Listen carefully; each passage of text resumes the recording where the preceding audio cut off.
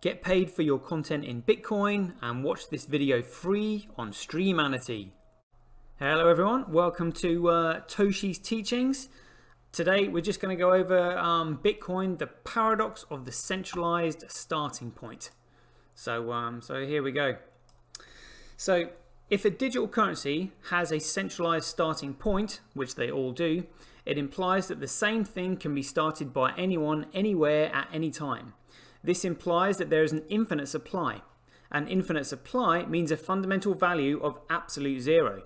So the paradoxical question is, how can a digital currency have a fundamental value when it's the very starting point that implies it should not have one?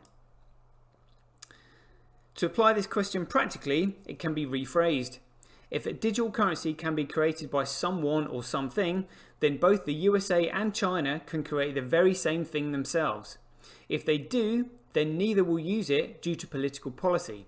So how can both the USA and China agree to use a currency when it's the very starting point that discredits it? This is the paradox that Satoshi Nakamoto solved that I think he deserves more credit for. So how did he solve it? Satoshi Nakamoto wrote the Bitcoin white paper in the English language and released it to the Western world, but gave himself a Japanese pseudonym. This is how he was able to decentralize the starting point of the Bitcoin network because no one knew who he was. It's this growth of the network without any central point of authority or influence over a period of 10 years that neither the USA or China can simply replicate themselves overnight, and is the very reason why Satoshi Nakamoto had to step away from the project. This is what gives Bitcoin its fundamental value. And to further understand the significance of using a Japanese pseudonym, you can read my article titled Bitcoin, Why Satoshi Nakamoto, which I shall record later. So where does this leave the fundamental value of all other coins on separate blockchains? The various types of distributed ledger technologies other than proof of work that Bitcoin uses include proof of stake, delegated proof of stake, pre-mined, Hedera hashgraph, and IOTA tangle. All of these technologies have centralized starting points, which means both the USA and China can replicate them overnight and will therefore never use them. This leaves the digital currencies that run on them with a fundamental value of zero. So why do these other currencies have a price if their fundamental value is zero? The reason they have a price is that it represents a speculative price against the fundamental value of Bitcoin. When knowledge catches up with speculation, the price will match their fundamental values at zero.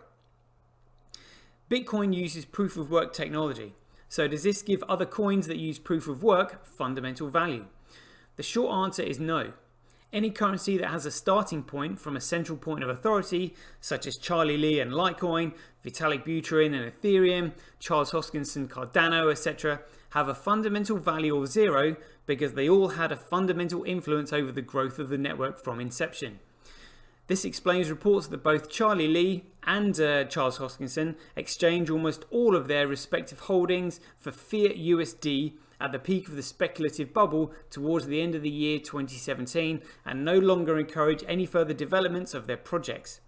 This particular type of practice, where the creator of a cryptocurrency with a fundamental value of zero implies to others that it could one day have a higher value than Bitcoin and encourages other people to buy in only to push the price up for the purpose of selling their own holdings, is known as an exit scam.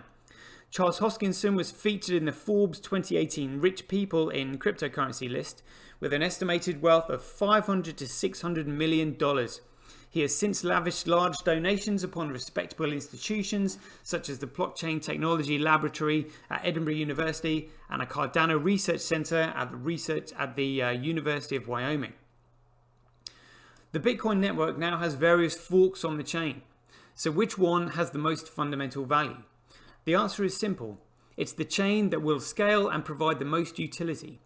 Bitcoin is a medium of exchange. A medium of exchange is a tool that enables, encourages, and accelerates the facilitation of trade. Trade is the most valuable thing in the world, which means Bitcoin is likely to become the most valuable thing in the world. To understand further how Bitcoin is likely to become the most valuable thing, you can read my Medium article titled the same, linked here, which I shall also narrate later. In order to achieve this, it must facilitate trade in the best way possible. which means it must be the fastest, cheapest, and most efficient, suitably scaled, regulatory compliant cryptocurrency in comparison to all others. To understand the function that gives Bitcoin its value, you can read my Medium article about speed, cost, and scale linked here, which again I will also narrate at a later date. This only leaves the Bitcoin protocol that Satoshi Nakamoto defined in the Bitcoin white paper as Bitcoin, a peer-to-peer electronic cash system. This protocol, named Bitcoin Satoshi Vision, is known as Bitcoin SV and has the ticker symbol BSV. To understand why the Satoshi Nakamoto's Bitcoin protocol is known as Bitcoin SV and has the ticker symbol BSV, you can read my Medium article titled Bitcoin, a Tale of Blockchain, BTC, BCH, and BSV, which I shall also go over at a later date. Satoshi Nakamoto had a vision. That vision was Bitcoin. Bitcoin is Satoshi's vision. Bitcoin is BSV.